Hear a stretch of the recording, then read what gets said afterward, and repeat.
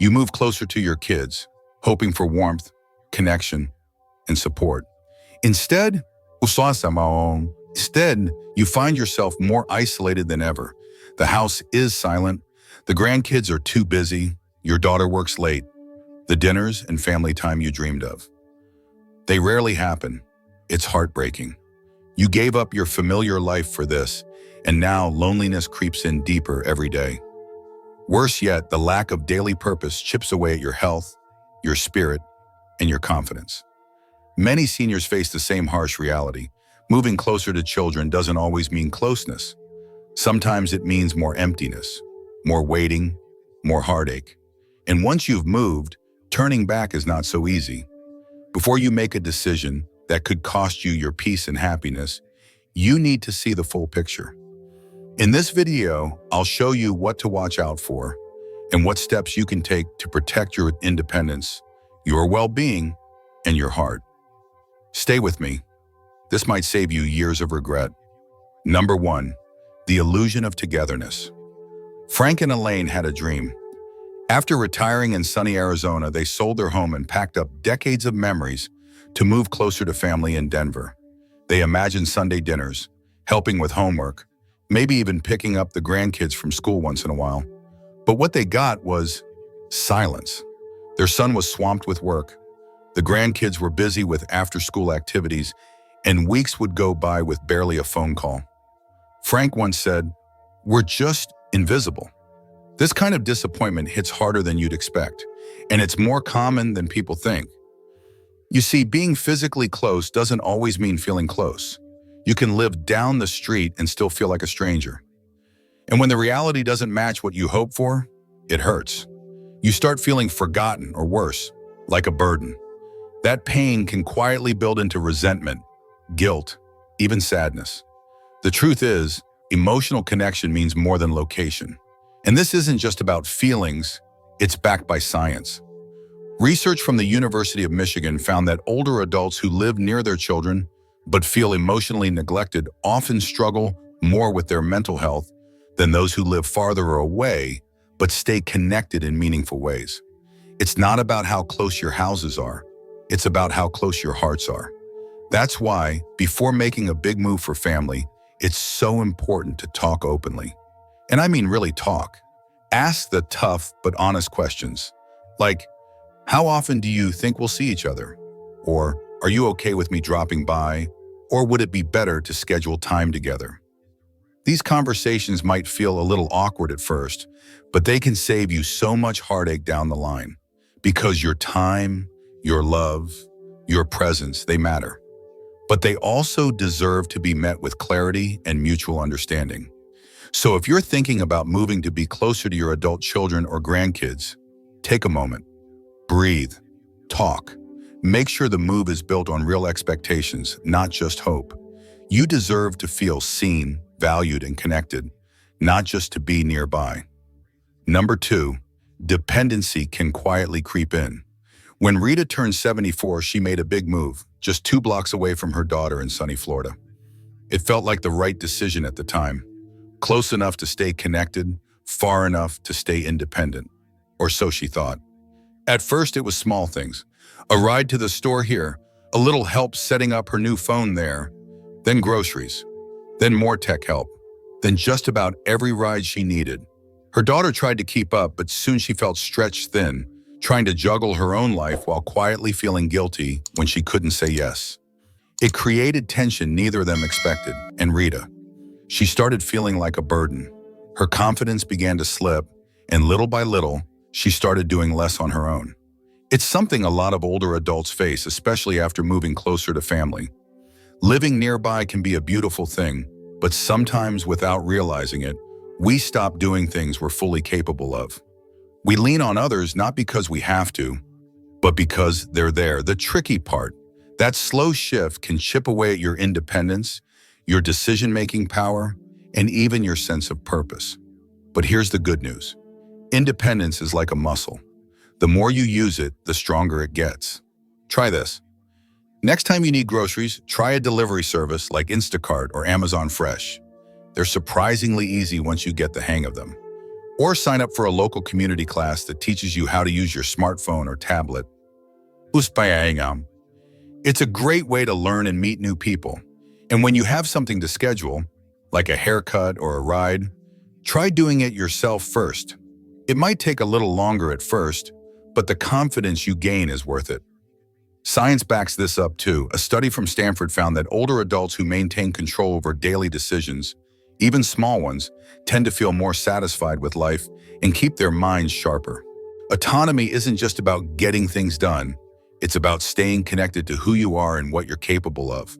So if any part of Rita's story feels familiar, just know you are not alone and you're not stuck. A few small changes can shift you from needing help to choosing when to ask for it. If you're finding this helpful, hit that like button. It helps others find this video too. And don't forget to subscribe for weekly insight on living your best life after 70. Number 3, boundaries can become blurry. George is 78 and lives right next door to his son's family. At first, it felt like a dream. He was close enough to visit the grandkids, lend a hand around the house, and stay involved in their everyday lives. He enjoyed it. Helping out made him feel needed. And when his son asked him to watch the kids for a couple hours or help fix a leaky faucet, George was happy to say yes. But little by little, those favors became expectations. A couple of hours turned into full days. Fixing one thing became fixing everything. And before long, George found himself babysitting more than relaxing, helping more than resting, and feeling more like the on-call handyman than the grandpa next door. The problem wasn't that he didn't love his family. He did. The problem was that he stopped feeling like he had a choice. This happens more than people realize. When you live close to family, especially your grown kids, it's easy for the lines to blur. The more available you are, the more people assume you always will be. Even if everyone has good intentions, boundaries can slip without anyone noticing. And that can leave you feeling overwhelmed, taken for granted, and emotionally drained. AARP research shows that older adults in these kinds of living situations, where boundaries are unclear, tend to report more stress, more sleep problems, and a stronger sense of losing their independence. It can even affect digestion and immune health because your body stays in a state of stress for too long. But here's the good news, Fars. You're not stuck. You can take back control by setting something simple. Availability hours, just like a business. Let your family know the times you are happy to help and the times you need for yourself. Maybe mornings are better for you, or maybe weekends are off limits. Whatever it is, make it clear. And if someone asks for help outside of those hours, it's okay to say, I can't today, or can we plan for another time? That's not being selfish, it's being fair to yourself. You've earned your time. You deserve rest, freedom, and space to enjoy life on your terms. Being close to family should feel like a blessing, not a burden. And with healthy boundaries, it can. Number 4, guilt works both ways. So Linda is 80 years old. She moved just a few blocks away from her son, thinking it would make things easier for him. Less travel, more support, a chance to see each other more often. At first, it felt like the right move, but now something's changed. Some days when she's feeling tired or just not up for company, she hesitates to say anything. She doesn't want to let him down. She worries that if she says no, she'll seem ungrateful or worse, like a burden. Meanwhile, her son's caught in his own loop. Between work, family, and everything else, he can't always be there. And when he cancels a visit or forgets to call, the guilt eats at him too. This kind of situation is more common than we think. When families live close together, it's easy to assume it'll be simple. But sometimes that closeness brings pressure. Parents may feel like they're asking for too much. Kids may feel like they're never doing enough. It becomes a quiet cycle of guilt, bouncing back and forth, wearing everyone down. Experts in family therapy have seen this a lot. When people are physically close but emotionally not on the same page, the pressure builds.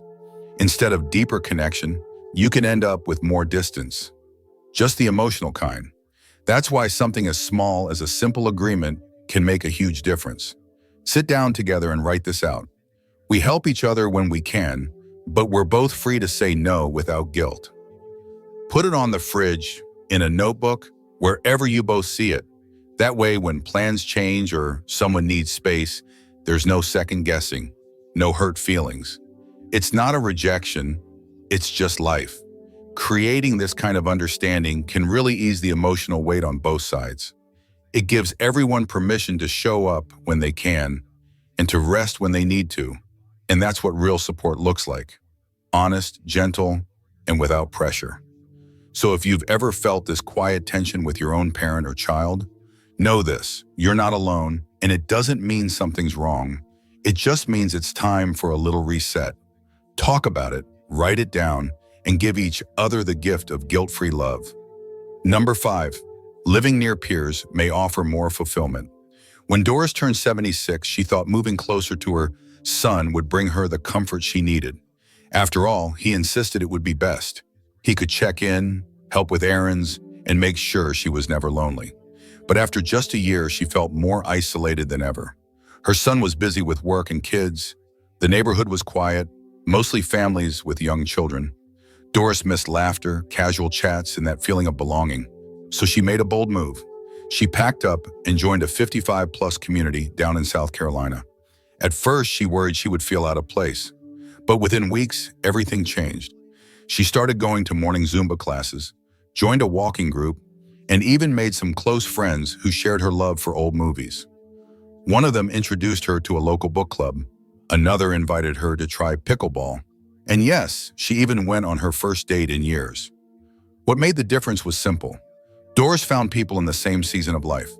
Folks who understood what it felt like to downsize, to miss grown kids, or to want something more than just being someone's mom or grandma.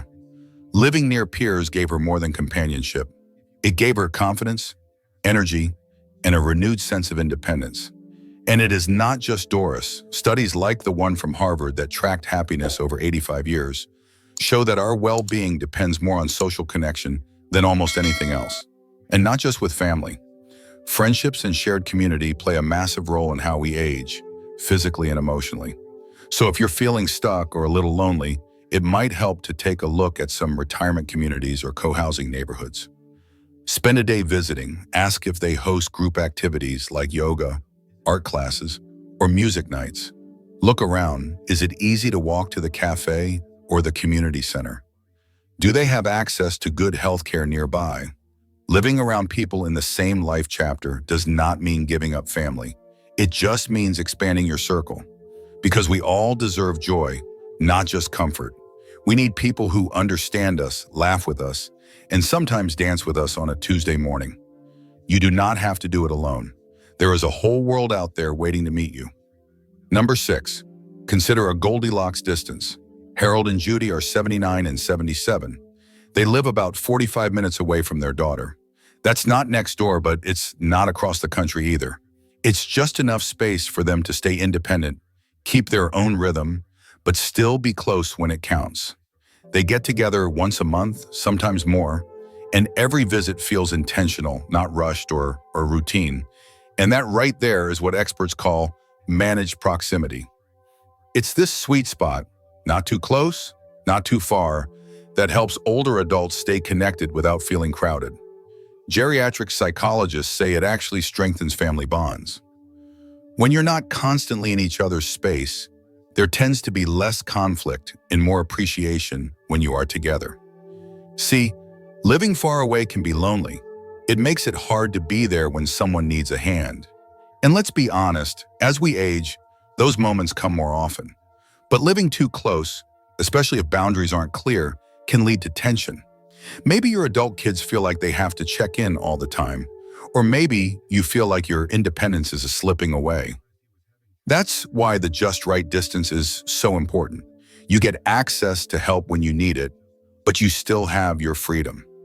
You can set the pace, plan visits that feel special, not stressful.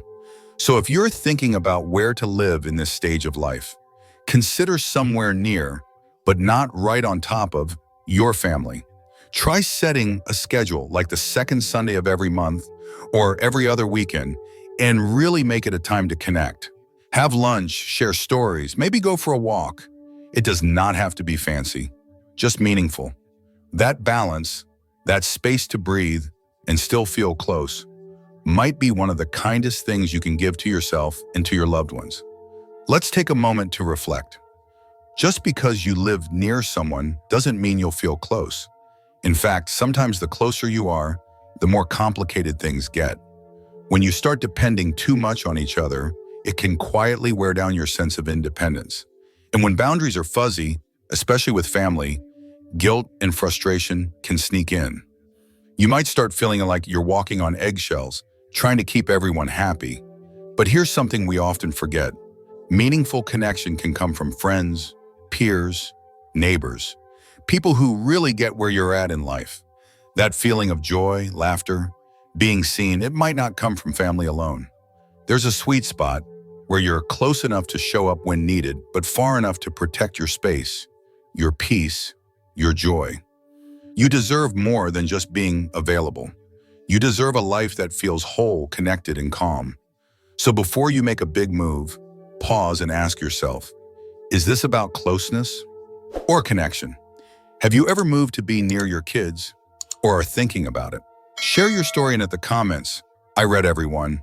And don't forget to like, subscribe, and share this with someone who might be facing the same decision.